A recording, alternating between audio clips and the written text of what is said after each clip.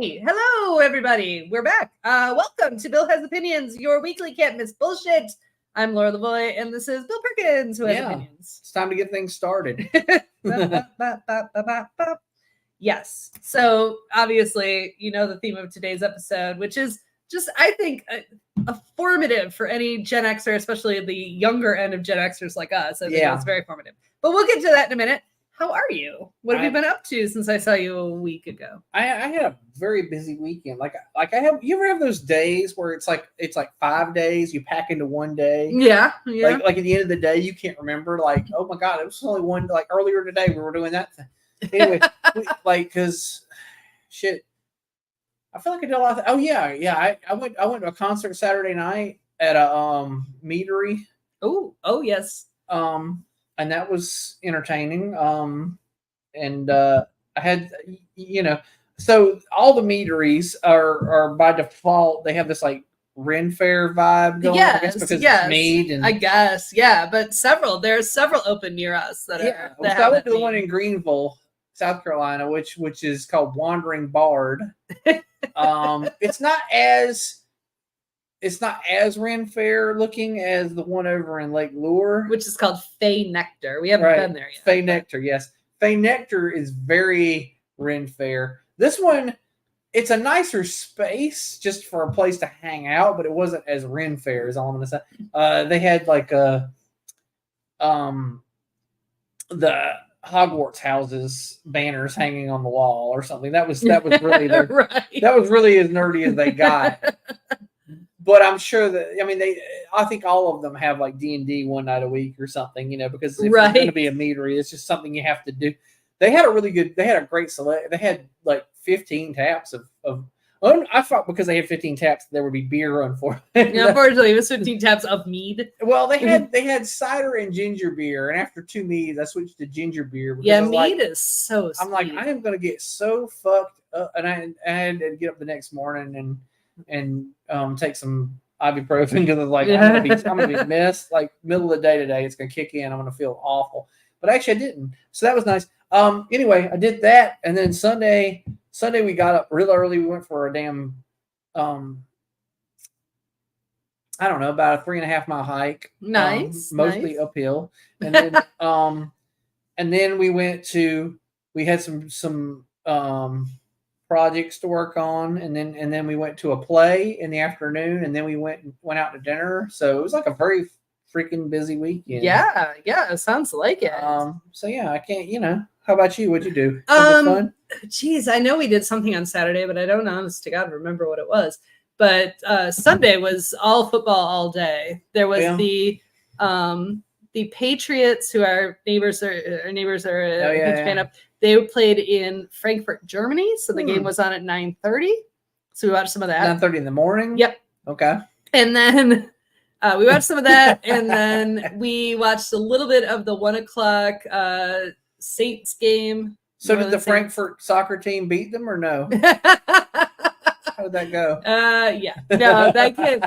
God, I don't even remember who they played, but whoever they played beat them because the Patriots are not looking good. It's not their year. This is not their year. Okay. And but then we watched the Saints game. The Saints also lost to the Vikings, which is sad for us because we wanted the Vikings to lose because we're in the same division. Right. But then we watched our game, the Lions versus the they used to be San Diego, the LA Chargers, and it was a nail biter, man. It was a shootout. Yeah. Literally, it was touchdown, then touchdown, then touchdown, then touchdown. I got you. So did they go to overtime? No, they won just before overtime. Thank God. With a field goal? Yes, I think. Did they get a field goal? Their last score, or was it a touchdown? It may have been a touchdown. Okay. But it was a touchdown. Oh, field goal at the end. Yeah.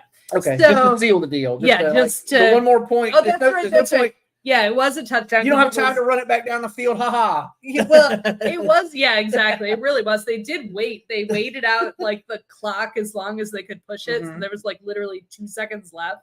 And I wasn't sure that our kicker was going to make it. And it was like, we're going to go into overtime here. But he made the kick and won just in the last second. Yeah. And Yeah, absolutely. Whew. So that's good. That's Yeah, good for us. yeah. We're You're having a good still year. we're having a good year. I wish this hadn't been so close. It Really? should have really been. Well, you know what? It keeps you from getting complacent. Because if you That is true. if you walk all over everybody, then sooner or later you're going to lose a game that you shouldn't have lost. That is true. That is true. Because you just got like, But I would have hoped that this was a game we shouldn't have lost. But then we're also playing the Bears and the Vikings twice. The Bears. Yeah, they're not good. And they really haven't been since 1985. That's true. And Thanksgiving Day we play Green Bay, and we just murdered them at Lambeau. So hopefully we can murder them again at Thanksgiving Day. So I'm sure you'll watch that game, right? Oh yeah, I always watch the Thanksgiving game. Sure. I know sometimes you text me. Last year, my favorite thing, and I still say it all the time, is you texted me during the game. You said, because we have a player that has long blonde hair. Oh yeah, and you said, "Who's that feller? What look like Thor?" And I still think that's the funniest thing anyone's ever said to me. And what you should know is there's an entire group of Lions fans that travel to all the away games dressed as that player. Oh yeah. So there's a whole, like, in the stands, there's a whole group, like 20. The cosplay. That basically cosplay that feller what looked like Thor.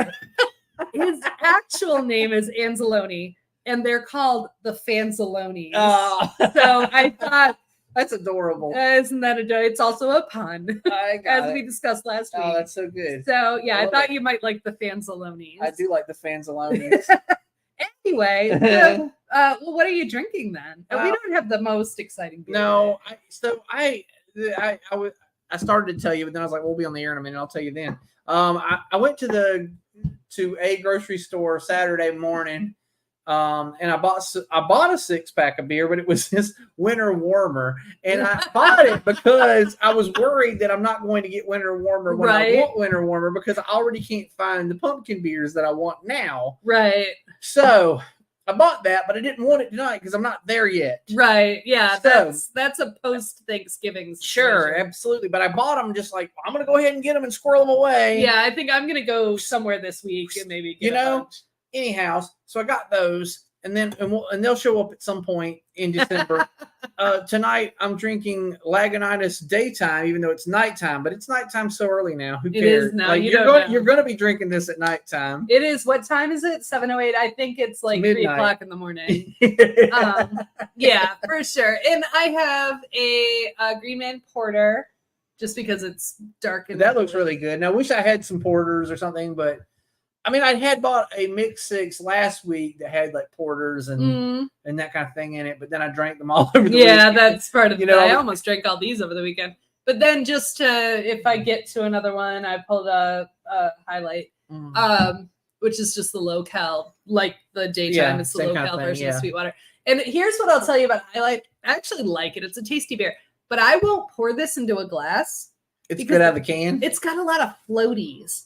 And like sediment. Yeah, okay. And if I pour it, I see it, and then I can't drink it. But it tastes fine. There's nothing wrong with it. Out of sight, out of mind. Yeah, exactly. So I have to leave it in the can, or else I can't drink it. So fair. It will be. I can't remember the last beer I had where you pour something and you're like, I know, right? That's what. And this is a low calorie. Like it shouldn't have sediment. Yeah, like saisons. They always, because that's like part of their thing, right? Like, exactly, because of the wild yeast and stuff. Yeah. All right.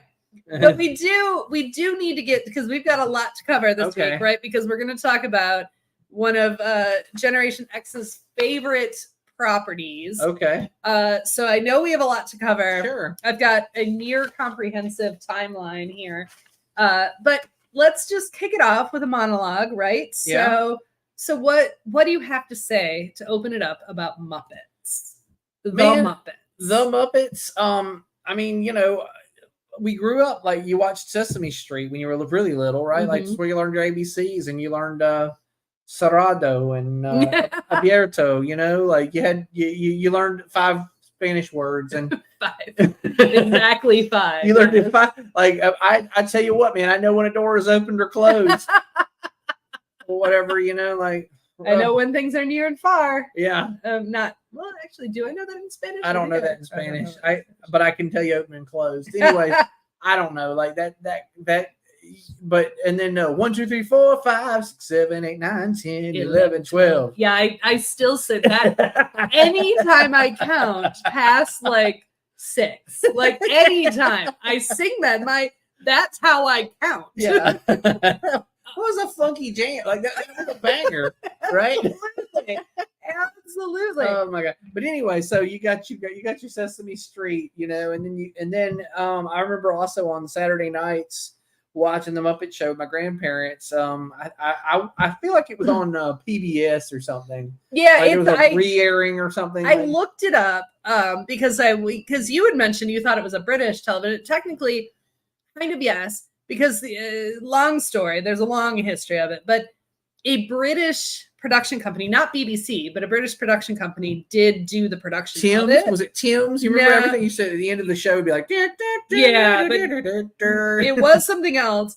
But it was for the British company produced it, but it was first run syndication in the US. So that means it did, it was airing on actual television, whatever station picked up the first. So it didn't matter which network picked it up. Okay. But it was still first run television. Gotcha. So it was first run syndication in the US.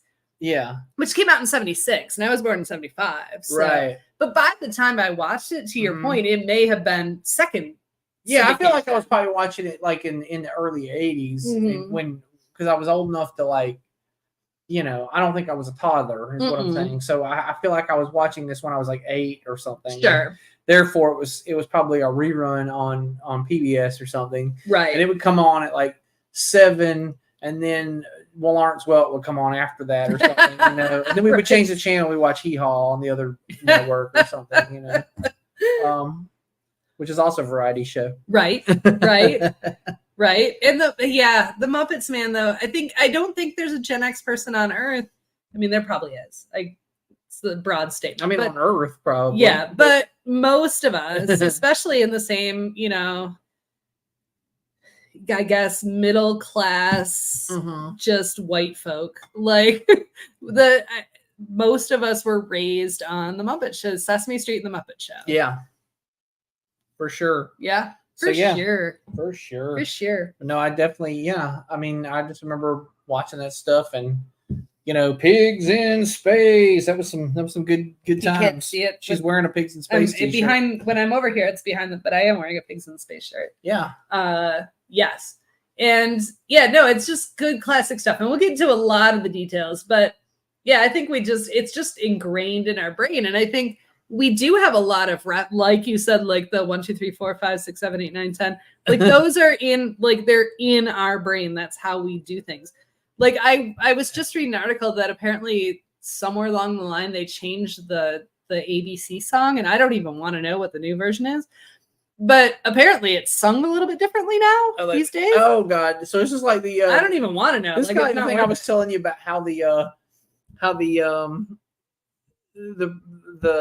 Protestant, not just Protestants, you got the more like traditional churches like Catholicism and Episcopalian or whatever, and they sing the benediction in a certain cadence, right? And then as you get more Protestant, the cadence changes. Yes. And I've heard it both ways. Yes. And the first time I went to an Episcopal church and heard it the old school way, I was like, oh, what? This is what? Like it blew my mind. But, so it's probably like that. Yes, like exactly. It's like, oh my God, or like when my kids were in school and they tried to like show us how they're doing math. I remember when we went to an open house and they handed us math problems, like solve this math problem. And it was just like like 1547 plus 398, and you start to do regular old arithmetic the way you were taught to do it, and then they're like, they come over and they smack you and they're like, no, that's not how we do it now. They and probably don't actually smack you, as it turns out. They did not smack me. It wasn't a Catholic school. This is a sidetrack, but yeah, I watched because I never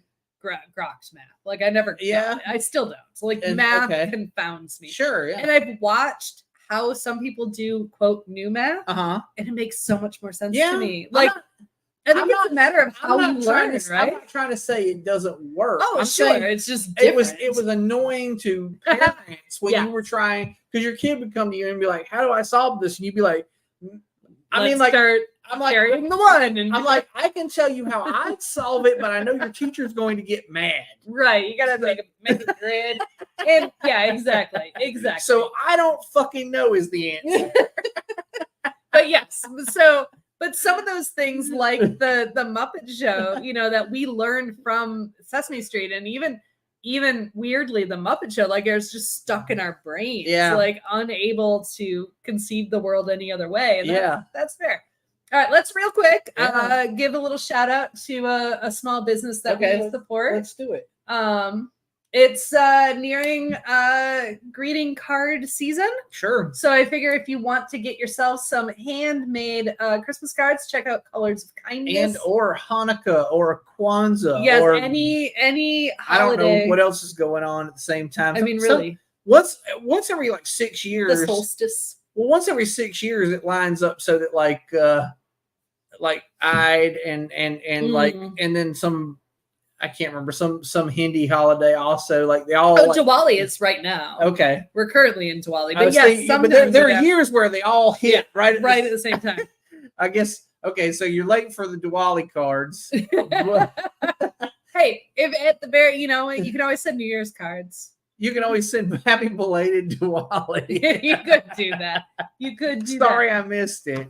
Yeah, you know? But if you want custom handmade cards, I cannot recommend Colors of Kindness more. Also, it's my sister, but she makes very delightful cards. Are you gonna get cards that say season's greetings?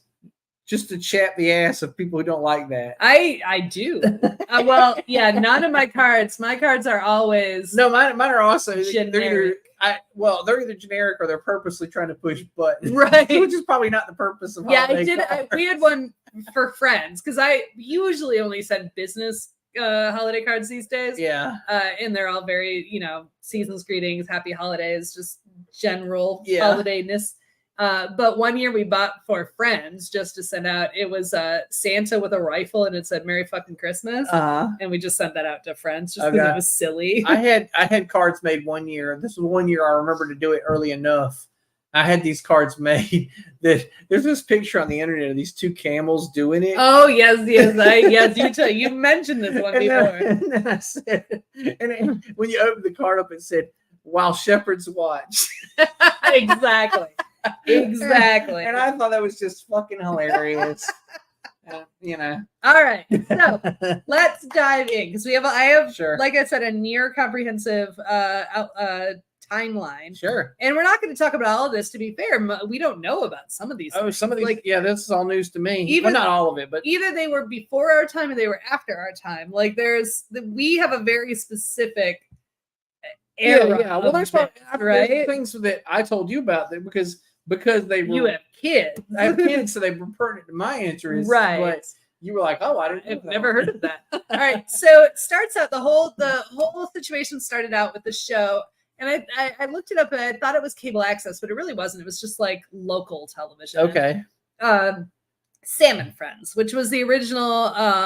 Jim Henson and his crew made a puppet show that was on local television somewhere. It was probably sponsored by a used car lot. Probably, or you know, it was like a Julia Child type thing where it was very hyper local. Did you have one? Did y'all have a local where you grew up? Did you have a local puppet show that came on Sunday morning where there were like religious puppets? No, thank God.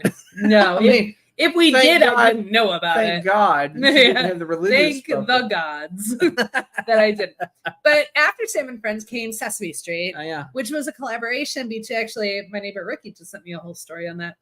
A collaboration. Yes, absolutely. Yes, we also want to celebrate Thanksgiving, which is why we're talking about the Muppets today. Sesame Street was a collaboration between a psychologist and Jim Henson, because they were noticing that children were really addicted to like the bright colors and fun things about television, the things that were going on. But they're like, why don't we harness this to teach them things? So you mentioned, and yes, Sesame Street is really about teaching, and it's universal. Like there are Sesame Streets all over the world. Oh yeah. I remember the Big Bird is different in certain countries. Yeah. I can't remember. He's blue in Central America or something. He's called something else. Mm-hmm. this was all fucking news to me when I found out about it, but it's crazy, you know. Right, because they're actually like it's not just a translation of the American version. Right. They're culturally appropriate to their area. Right. So they have different characters, a whole different street. Like Sesame Street is not the same in other places, which is super cool. Like that's neat. But in the Middle East, it is Sesame Street, right? Well, you open it. Huh? Yes. I was because of the tahini sauce. Yes. Oops, just dropped my pen. Also that. But yeah, so Sesame Street happened. And then, so here's the fun part that I learned in looking up the stuff about where the Muppet Show came from. Mm-hmm. The Muppet Show didn't premiere until 1976. And I mentioned, you mentioned that it was British production, but it was first run syndication in the US. But right before that, like on the tail end of the success of the Sesame Street, Jim Henson and his crew put together 2 specials that aired on ABC that I've never seen. Now I want to. Yeah. The first one was called The Muppets Valentine Show. It aired in 1974. And the second one, which I'm very fascinated about, that aired in 75, was The Muppets Sex and Violence.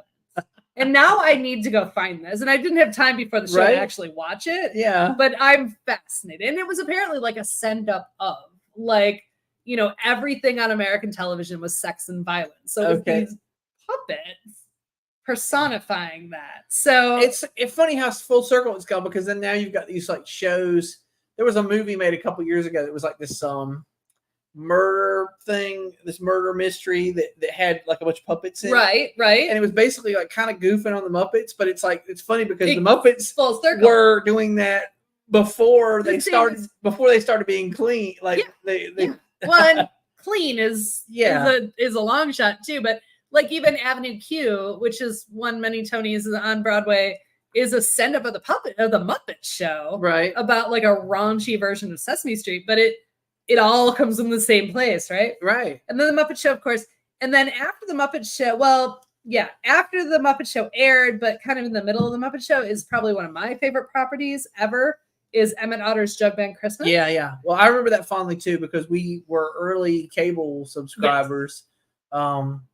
I remember watching, it's probably, I don't know if I saw it the year it came out, but I saw it within a year or two anyway. It was definitely like by 79, I was watching it, and then I watched it every Christmas. And we still watch. Matt didn't know about it until I showed it to him. It was because he didn't have cable as like a little kid, and my brother's also older than me, so like some things that I watched before I should have, like he was older, so it was a little more adult, but I was still in the room. Well, that's like a Gen X, for sure. Given, so Emmett Otter's Jug Band Christmas is basically the story of The Gift of the Magi by someone who has Asheville connections, but with puppets, but it's also not technically Muppets. I mean, they're Muppets that they were Jim Henson puppets, which are branded Muppets. Hey, that's the thing we need to address. So what makes a puppet a Muppet? All right. So Jim Henson, he coined the term Muppet, and Muppet means, because his form of puppetry was very different than other people's. It wasn't just a hand in it wasn't just a sock. He did all of it, right? So Muppet is a portmanteau. Okay. Of marionette and puppet.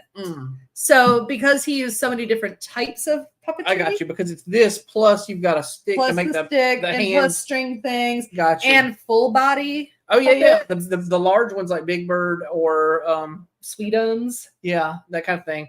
Is a person in a suit plus some other crazy. Plus some other puppetry. So yeah. It's advanced puppetry, basically. Okay. So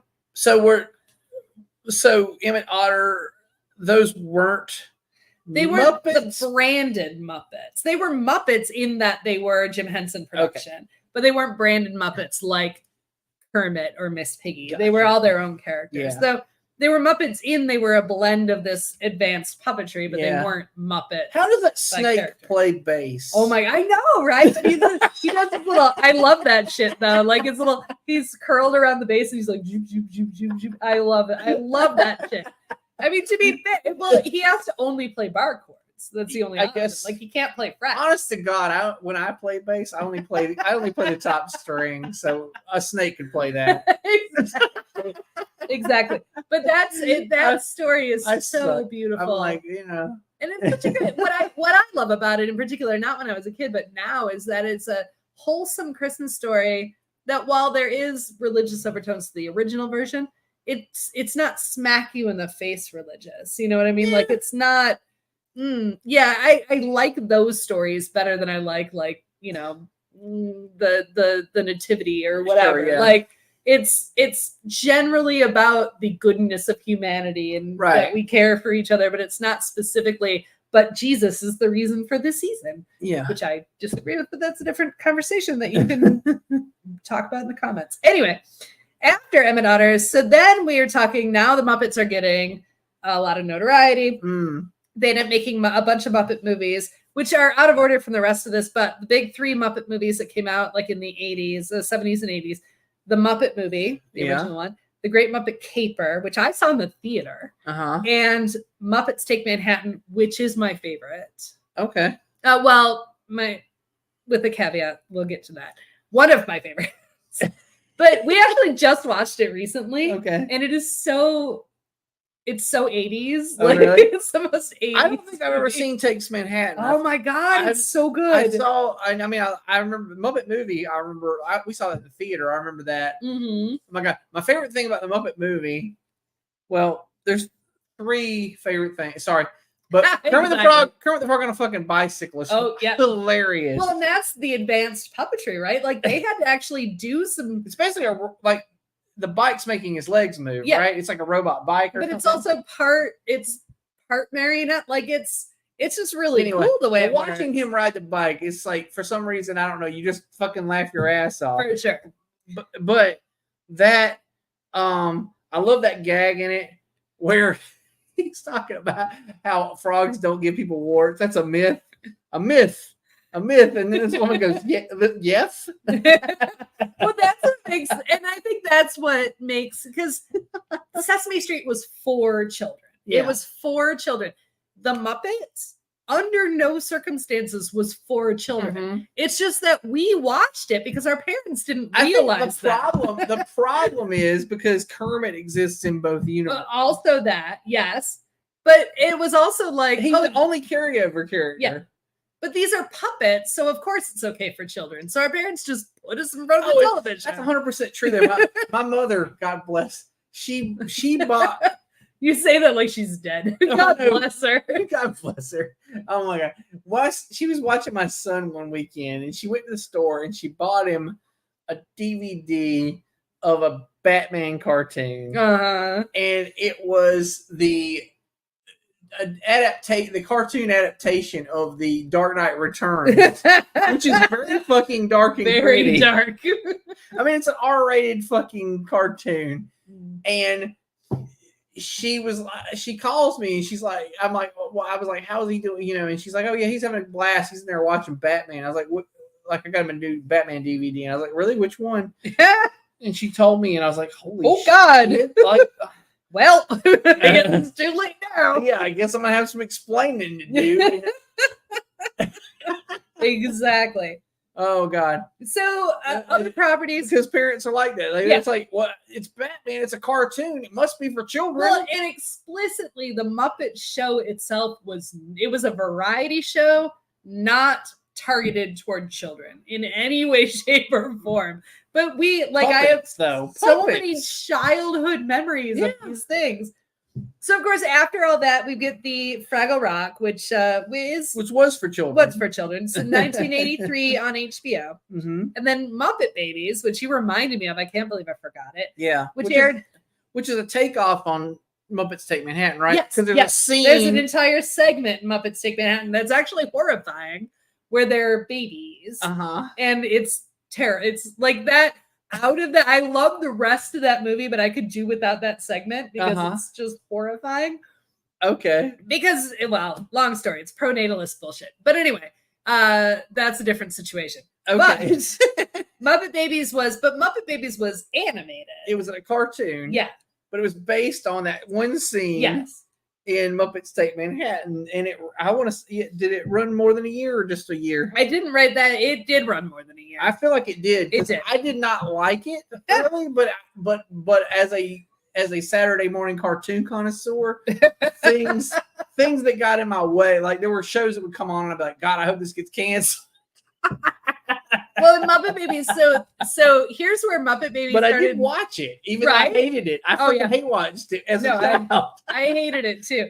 But it was also, this was, I think, the moment that the Muppets realized how sexist they were. Like, not purposefully, but just. Yeah, because they had introduced the character Skeeter, who was Scooter's because sister. The only other girl, because they didn't have the band, the only other girl was Miss Piggy. Yeah. And they're like, oh crap, so we need another girl, because otherwise it's like 14 boys and one girl. Right. And it's like the Smurfs. Yeah. And then so they introduced Skeeter, who was the sister of Scooter, who never existed outside of Muppet Baby. Not a thing. Apparently she died. If you look at the whole of Muppets, who are you got, as you said, you got what's the girl from the band? Janice, and you got Carmilla, the chicken, who she can't speak. Right. She speaks in chicken. And she has no agency. Her entire character is Gonzo's girlfriend. Right. Which I'm always kind of like, is this right? Like, he's a non-sentient chicken. It seems like a little bit wrong. Yeah, no, that's fair. About Skeeter, not all children survive to adulthood. Apparently, Skeeter didn't. I'm actually really curious, Jim Henson Company, if you could respond to this, what the fuck happened to Skeeter? Where'd she go? Yeah. All right. Well, I would like to, at least it should be an interesting story of how she met her end. Right, for sure. All right, we're going to gloss over this really quick because it's just about the history of. But then there was a whole Muppets and Disney situation. They were going to do this big collaboration. It was supposed to be huge, and then Jim Henson died, and that killed that deal. And then he died in 1990. Yeah, completely untimely, very young. But so there were dealings that happened, and eventually the company split in half. The Muppets proper, not Sesame Street, but the Muppets went to Walt Disney or went to Disney Corporation. So the Sesame Street is children's television workshop. Yeah, completely separate. Another thing. And then everything else, all the other Jim Henson stuff became its only independent companies. So, and we'll get to some of these in a minute, but anything that was not specifically Muppet or Sesame Street is an independent industry. Still it. Okay. You can see stuff. That's still a property of the Henson Company. Yes, which is run currently by Brian Henson. Oh yeah, which I was watching some Muppet videos, and he has like a little intro thing where he comes and talks about the thing at the beginning, because I watched a few to prep for the show. Sure. But then, so right after Jim Henson's death, but kind of in partnership with Disney, but not overseen by Disney per se, they did their first movie after the death of Jim Henson, which is The Muppet Christmas Carol in 1992, which is my other favorite Muppet movie. And the reason it's categorized separately is because it's a Christmas movie. Like, the Muppets Take Manhattan is just a movie. Right. And I think Christmas movies are a separate category for me anyway. And then Muppet Treasure Island. So in the Muppets Christmas Carol, Miss Piggy has to go back to her small town to settle some family business, where she meets Kermit in a sweater. And he steals her away from her big city boyfriend, who's a stockbroker with Sam the Eagle. That's they should do that. They should do the Muppets Christmas. The Muppets Hallmark Christmas. Absolutely. We should pitch it to them. We should do that. We should pitch it to them. I watched this great video, and I'll try to find it and link it. I watched a great video, not on YouTube, not that long ago, about like all of the failed Muppet productions. Oh yeah, there are so many things the Muppets never did. They pitched. And like, that never happened. We're not doing it. Absolutely. Oh gosh. So after Muppet Christmas Carol was Muppet Treasure Island. So at this point, they were kind of in conjunction with Disney, not officially consumed by Disney, but so they were doing like public domain works. Like that's what they were trying. They were trying to revive the Muppets by doing public domain works. Well, public domain works are a good way to get a free script. Yes, 100%. Absolutely. I'm surprised they didn't do that during the writer's strike. Like, why didn't they just like grab a bunch of fucking classics and start like running with? I guess their actors. Because the actors also were on strike. Otherwise, we probably would. They could have just done a bunch of animated AI adaptations of a classic, right? You know, But I mean, to be fair, like there was after the last writer's strike, that's where we got all the boom of things like Pride, Prejudice, and Zombies. Oh, okay. And Abraham Lincoln Vampire Hunter. Uh-huh. So yeah, for sure. All right. So here's one I definitely want to mention because most people don't remember this. After Muppet Treasure Island, all that stuff, Muppets Tonight, which was a new variety show that premiered in 1996. I was in college. I know I was living in a house with a bunch of friends. And Muppets Tonight, it launched a completely new revamped version of the Muppet Show. Okay. Like a traditional, the same conceit, right? You know, it's a variety show. And it's not great. I'll tell you folks, it's not great. Yeah. They introduced 2 new characters, one of which is a big flop and one of which is one of my favorite Skeeter? characters. No, not Skeeter. No, Skeeter's been around. Skeeter's dead. Skeeter now died. No, and we'll get to some of those later. But Muppets Tonight is notable. If you never see another episode in your life, Google, and you can watch it on YouTube. That one of the episodes featured is the guest star Garth Brooks. Oh, yeah? And the funny part is because the joke is that they're going to get Garth Brooks on their brand new show and they're very excited because he's going to perform all his hits. But when he gets there, he doesn't want to do any of his own hits because, you know, he's done them. Uh-huh. So he wants to branch out and do other things. So there's like an entire skit where he does a scene from Fiddler on the Roof. And it's so fucking funny. Okay. It's so. I will say this about Garth Brooks, okay? Like, think what you will about him, whatever. He does have some. He's comedically kind of funny. Mm-hmm. I don't know if you remember, but he was on an episode of Saturday Night Live too, and he was probably around the same time.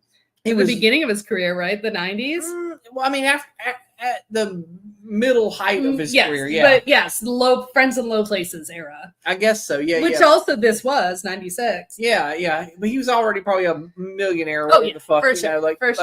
But anyway, he's pretty funny. I mean, like I remember because he was in one of those skits with the lady who would like simmer down now. You remember that? Yeah.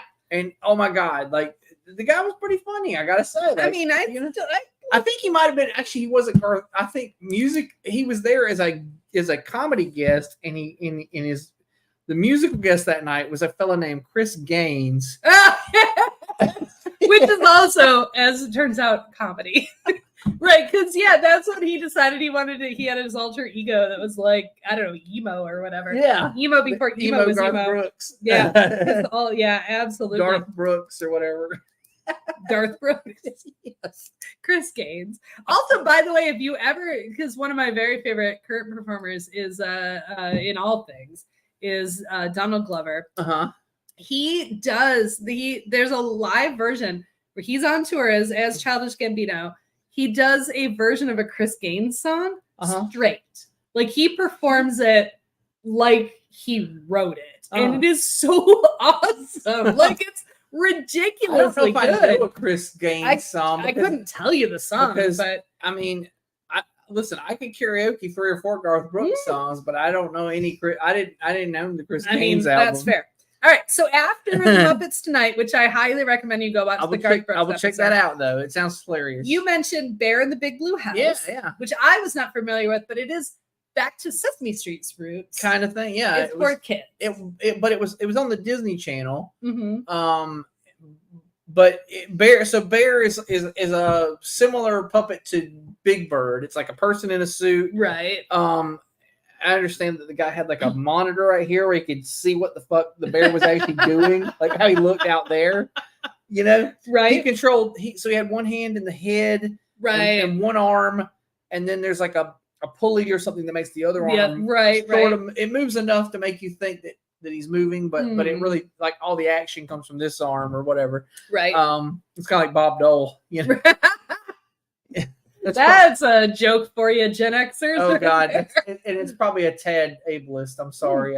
In retrospect, that is fair in retrospect, but I did laugh, so okay. I'm also complicit. But anyway, oh my God! But I actually like so. My son would watch this in the mornings, and I actually really enjoyed it. Like it it was one of those. It actually worked on both levels. Like it had like it threw a little something to the adults in the room. So you would still be engaged. You'd be like, that's pretty funny. I like this. Well, like it doesn't make me want to kill myself for being in the room with it. I think that's the funny part about the Muppets, right? Is because they know they appeal to both audiences, but for different reasons. Yeah. The Sesame Street was very clearly for children.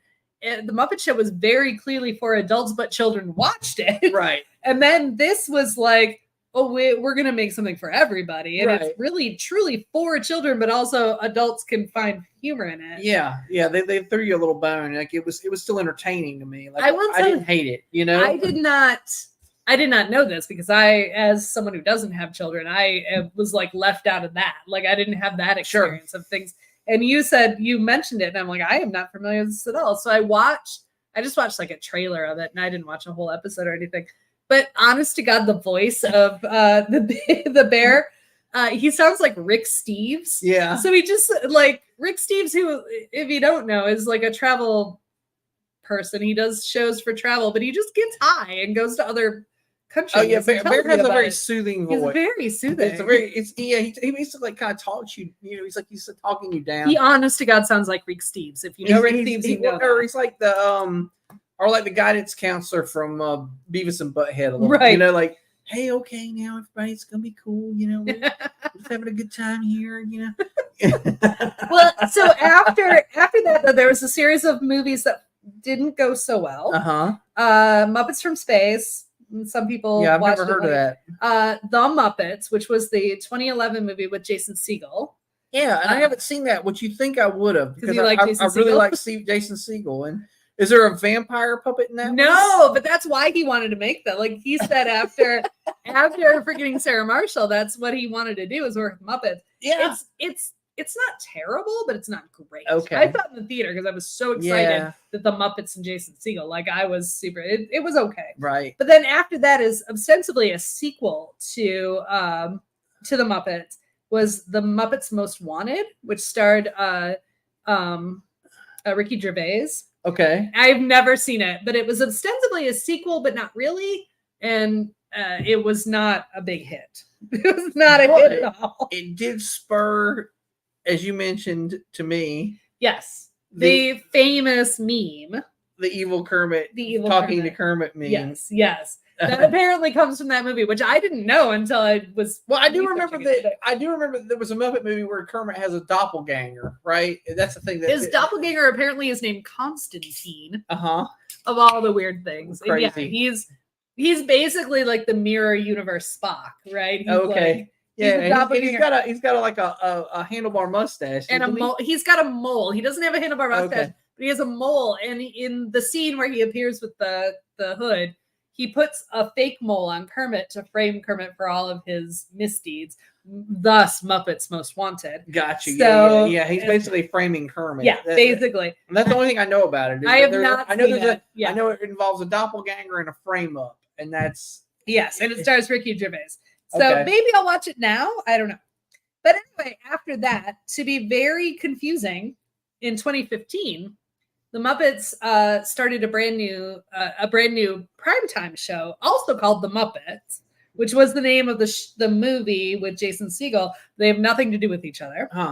And I want to go on record right now to say The Muppets, the 2015 The Muppets, is the most underrated thing to ever air on television ever. And I've seen an episode or two. I didn't watch the whole thing, but this is the one where Kermit and Miss Piggy are now divorced or estranged. Yeah, they broke up. They technically were never married. They were never married. Marriage was the farce on Muppets Take Manhattan. But anyway, yes, they broke up, and it's honest to God, like if you.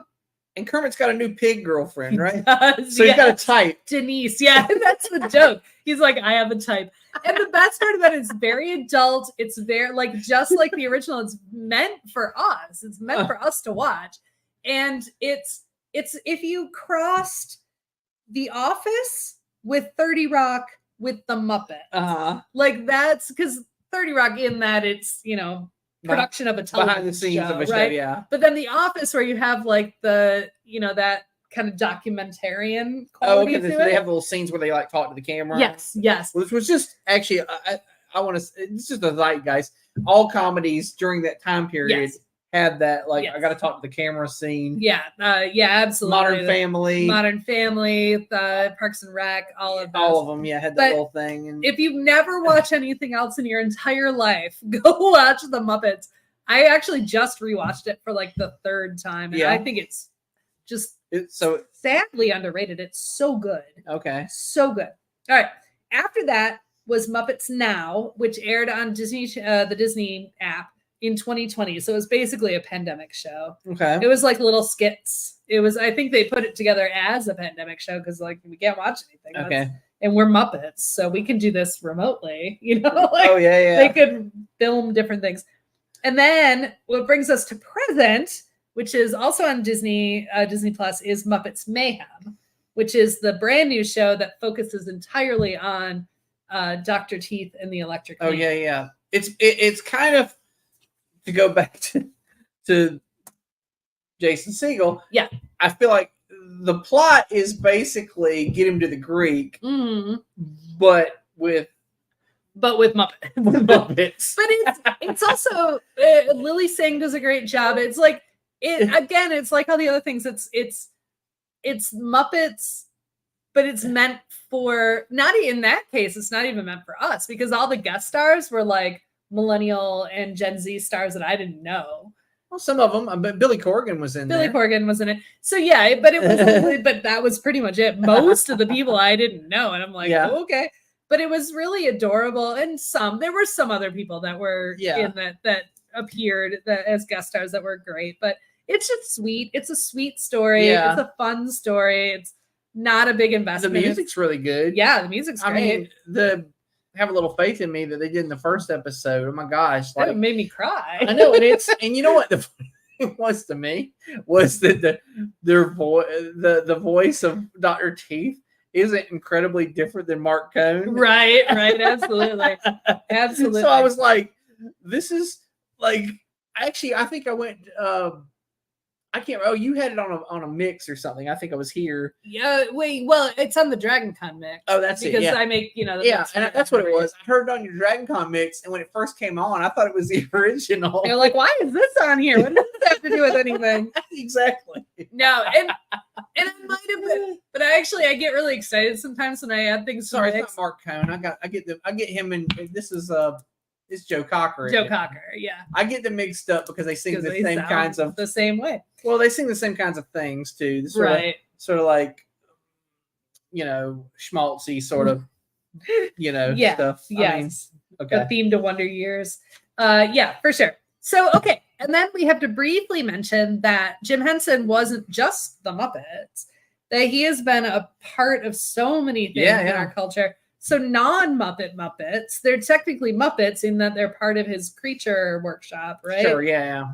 But he did Labyrinth, Dark Crystal, Star Wars. Yoda was a fucking Muppet, people. Yeah, and it was voiced by Frank Oz. It's Waka Waka Waka. It's the same guy, right? Miss Piggy, too. And then slightly not as big as those properties, but Storyteller, which was a great anthology show. Oh my God. I loved, and I was we were talking about this earlier. I texted Laura. I was like, I'm actually really sad that we don't have these kinds of, during the 80s, this was a big thing. Like there were so many anthology shows, right? Or short fiction. Right. Shows where it was like a one and off story. Like next week it'll be a completely different thing. We had loads of them. We had Storyteller. We had Amazing Stories. Yeah. Twilight Zone, I guess. Sure, it applies. You had Tales from the Dark Side, Monsters. There were and now the only ones we got currently are, I think, Tales from the Crypt and Black Mirror, which are both kind of dark. I want to say Storyteller and Amazing Stories were both kind of a little more PG. Like they weren't always dark. They sometimes they would lean a little, but sometimes it would just be like a cute, And Storyteller specifically was Muppet takes on fairy tales. Yeah. So you'd have the cool puppetry, you'd have the cool stuff, but it was all fairy tales. But they weren't just like the happy fairy tales we know, they dug into like a lot of the like deeper, like grim and the one I remember I was telling you was this one where this guy, death had come for him, and he says to Death when he gets there, he says, "What is this?" And Death says, "It's a bag." He says, "Well, if it's a bag, get in it." Mm-hmm. And Death gets in the bag, and he actually ties the bag up, and he keeps Death for years, basically cheats Death. And then at some point, after 100 years, he's like, "Fuck, I've lived long enough. I want to die." Yeah. And he opens the bag, and Death runs away. He's like, "Fuck you! I got things to do." Exactly. And then Death won't come for him, basically. Right. And then he's right. Like, oh, now he's well, and my favorite was like, careful what you wish for, kind of thing. Exactly. My favorite was Sap Sorrow, which is it's a take on a French fairy tale called Donkey Skin. Sap Sorrow was the weird part is like, God, the shit that formulated my anxiety-ridden brain is insane. Like when you think about it, like no child should have been exposed to this. The basic story, and I remembered it from when I was a kid, and then I learned about Donkey Skin when I was in taking French in high school, but I already knew the story because of Storyteller. So it's this French fairy tale where the king loses his wife, and the law of the land is her ring, the wife's ring.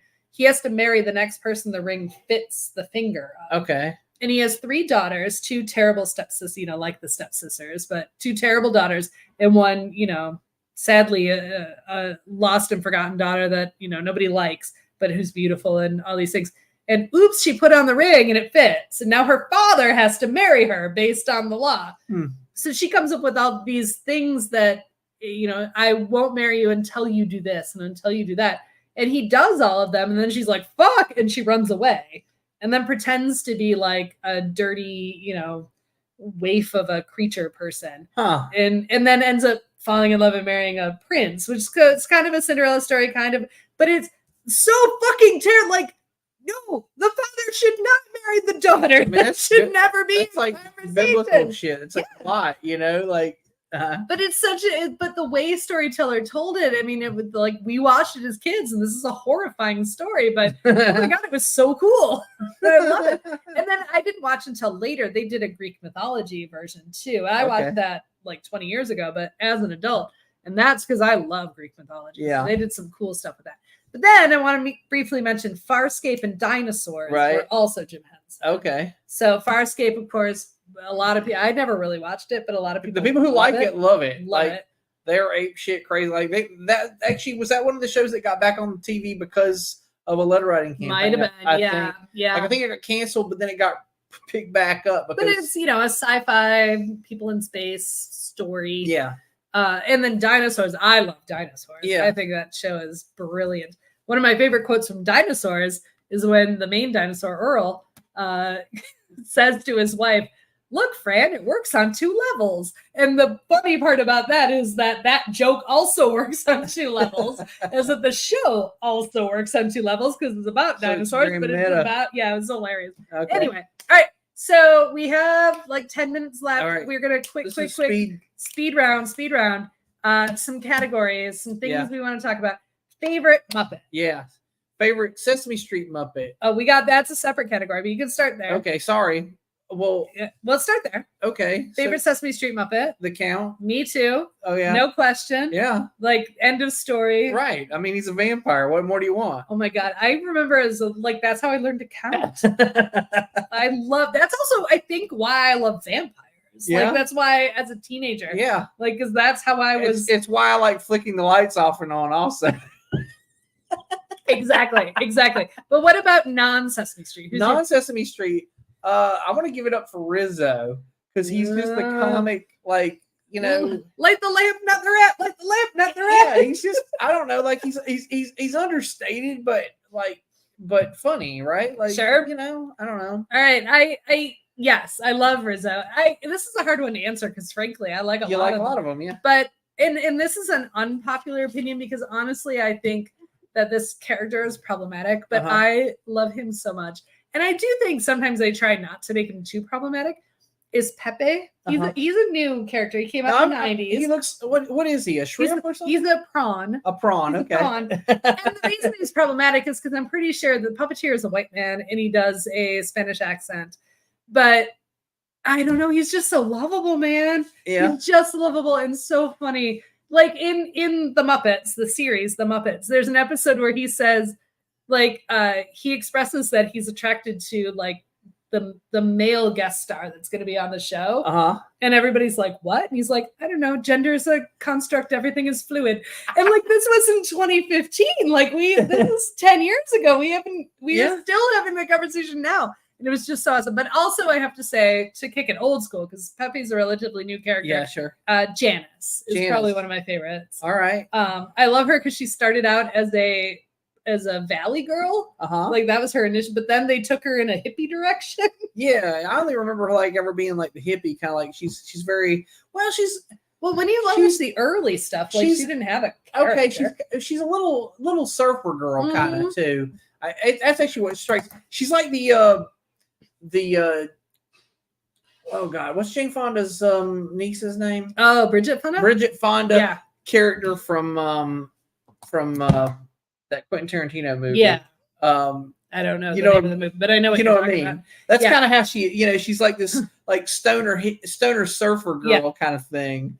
And they do such a great job with her in Muppets Mayhem. Oh yeah. No, oh my god. She definitely is like one of the good characters. They took her in a total hippie direction with that. There's an entire gag where she accidentally starts a cult. That honestly, after we watched that episode, Matt and I were gonna get costumes to be members of Janice's cult. But we decided against it, but we came really close.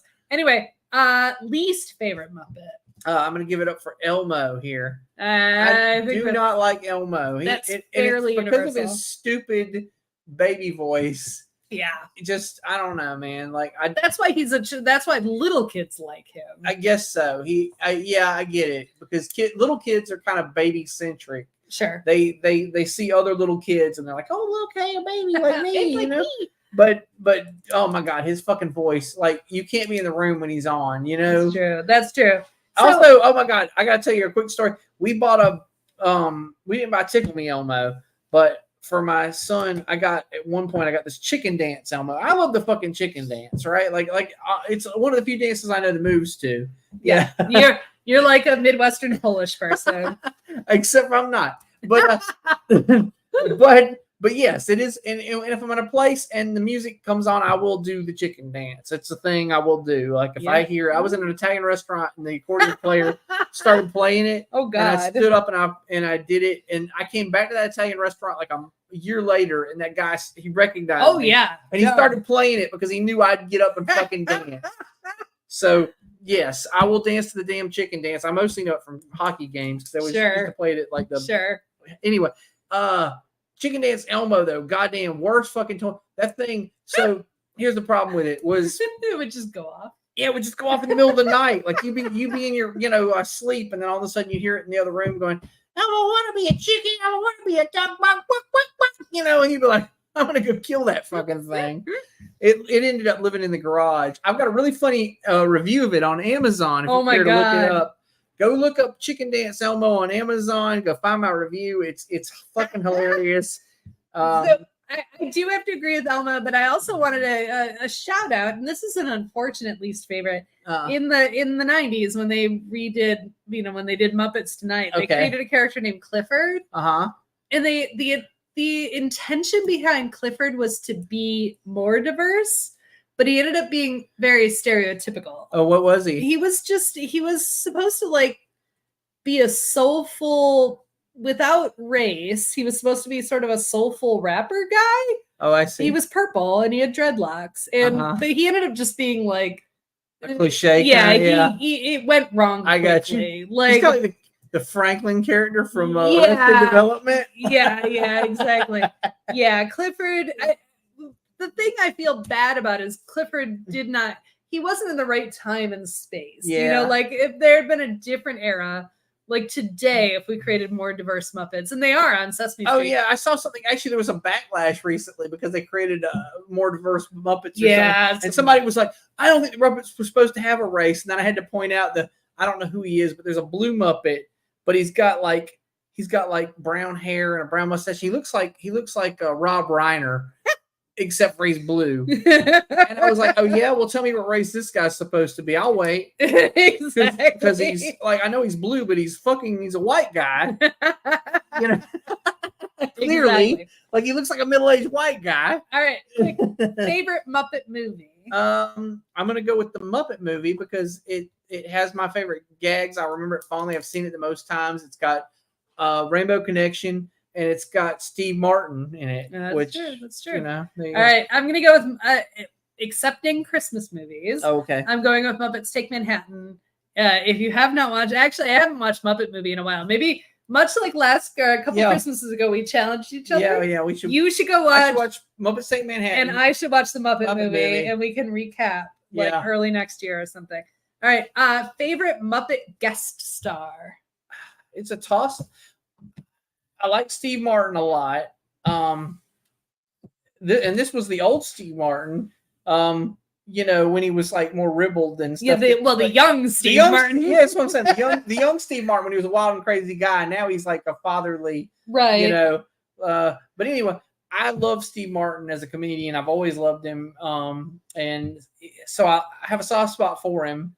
I just mentioned he was in the first Muppet movie, and I love that because he's in that. Right.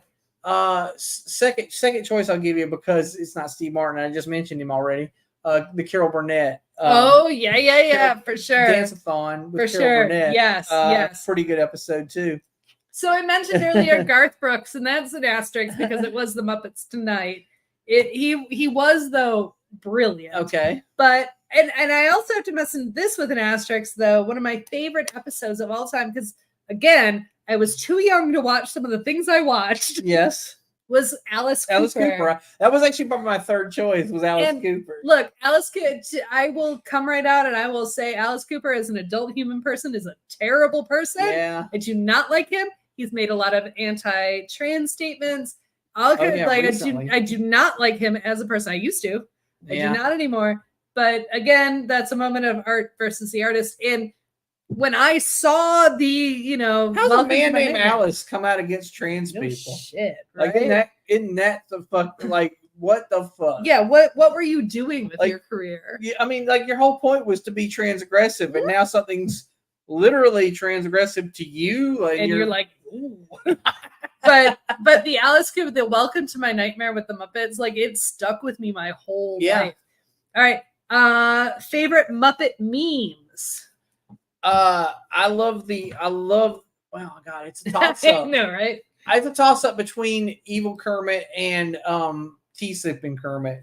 I think those are really the best options, right? So Tea-Sipping Kermit, I sent it to you. Like that came from a Lipton's commercial where all of Manhattan was actually every single citizen of Manhattan was animal. Yes. Except for Kermit and Miss Piggy, as it turns out later in the. But he's like, I don't care because I'm drinking Lipton tea. But the way the meme goes, it cuts out all of that, and he's just like, I don't know about that. It's throwing shade in the meme, which is what I like about it. Right. Like, because I like throwing shade. It's But the Muppet, the evil Kermit, there's one that I love where it's me, don't be weird at this party. Yeah. Also me. Yeah. Here are some facts about hairless cats. It's one of the reasons I like that one because that's me. Because that's me. the whole the great thing about that meme is it's like because it's you talking to you, right? And it's like it's basically the angel and the devil, I suppose, on your shoulders. Yes. But it works on that level. Right. Oh God, we didn't even get to. I wanted to briefly talk real quick. I'm sorry, I know we're no. You can do it. You can do it. Fucking Bert and Ernie. Bert and Ernie? Bert and Ernie. They've come out as gay since, officially. Oh, they have officially. Yeah, okay. Officially. I was gonna say, are they lovers or are they roommates? And like by roommates, an odd couple. And by roommates, I mean roommates like your Uncle Steve and his friend Richard. Yeah, which is the same as are they a couple and are they roommates? Yes. The answer to that question is yes. Yes, they are.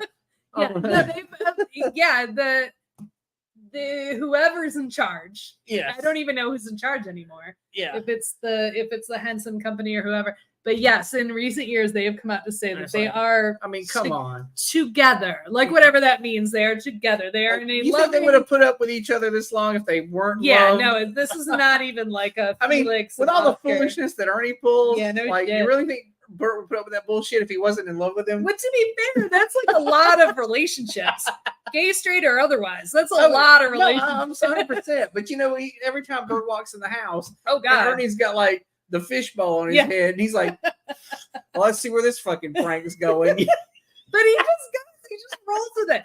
No, I think Bert and Ernie are goals. They're a couple goals right there. All right. Last category, and this was a hard as I'm not gonna let you read them, but I wrote down like 6 things. Okay. Favorite Muppet song. My favorite Muppet song is Rainbow Connection, right? Like it's a beautiful classic. fucking song. But Sesame Street song, shit, man. I feel like there's one called Shapes of Things, I want to say is what the name of it is, that I really like because it's about shapes, but it's also kind of like this meta thing about the fucking universe. Sure. I don't know. It's sort of deep, and I can't remember who was Cookie Monster the singer in that. I honestly don't know. Remember now, but I don't know. I had I want to say I had a little 45 that had this and a couple other things on it, you know. I will say the vast majority, like I lit 1, 2, 3, 4, 5. Okay. And then 6 was because the 5. All of my favorite Muppet songs are Christmas songs. Okay. So River Meets the Sea is probably the least Christmassy. It's from Emmett Otter's, but then John Denver and the Muppets did a version of it in their Christmas album. Yeah. River Meets the Sea. There was a whole John Denver and the Muppets put out 3 albums. They had a whole situation. Yeah, they're like John Denver was the Muppets' favorite guest star. Yeah, I want to say. Yeah, that's true. And River Meets the Sea. I think actually probably what happened was him and Jim Henson went out back and smoked some weed together. They were good friends.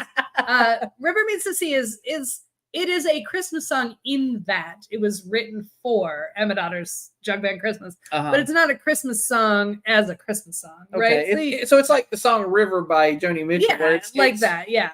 Yeah, you can call it a Christmas song, but it doesn't have to be. Sure. And that's probably my all-time favorite. And I love the original from Emmett Otter's, but I also love the John Denver version. And then One More Sleep Till Christmas, Feels Like Christmas, and Love Is Gone from Muppet Christmas Carol. And I want to say before we end the show, we're going to go over because of Muppets, but Love Is Gone. Because there were 2 versions, they cut out Love Is Gone for some versions of the movie. And fuck that shit. Love Is Gone is critical to the story. You have to have Love Is Gone. They reprise it later. So if you take it out in the middle of the story, it makes no fucking sense. Then it just gets weird. Yeah. It's like when they dropped the jitterbug from the Wizard of Oz. Yes. But then the witch mentions it later on. Yes. Which they didn't cut. So if you love yourself and you love Muppet Christmas Carol, do not watch the edited version. Make sure Love Is Gone is a part of it because it's critical. And then also on the John Denver Christmas album was the Muppet version of We Wish You a Merry Christmas. The best part about that is the line, bring me some figgy pudding. Oh my but God. Miss Figgy in the background's going, piggy pudding, and it's just hilarious as shit. So then because I felt bad that every single song on the list was a Christmas song, I added Can You Picture That by the Mayhem. Okay. Which was originally from the Muppet movie. But then they reprised in the Muppets Mayhem. Very good. So anyway, that's my journey to the Muppets. So we do probably need to go eat some pizza. Yeah. So why don't you take us away? All right. Bill Has Opinions is engineered and produced by Laura Lavoie. The opinions of Bill are his and his alone unless they shared the opinion, and then they shared it.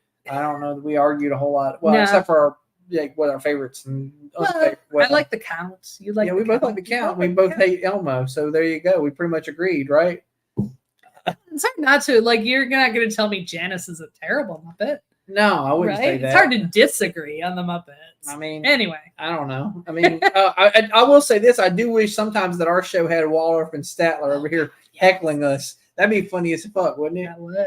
They'd That would. be like, "Can you believe this podcast?" Or, well, challenge to the if somebody could make a reaction video to us where they're just Statler and Waldorfing the entire thing. well, that was a terrible show. That was a terrible opinion. Yes. No, do that. We would love it. Be sure like and subscribe on YouTube. Follow us on Facebook, #OpinionGang and/or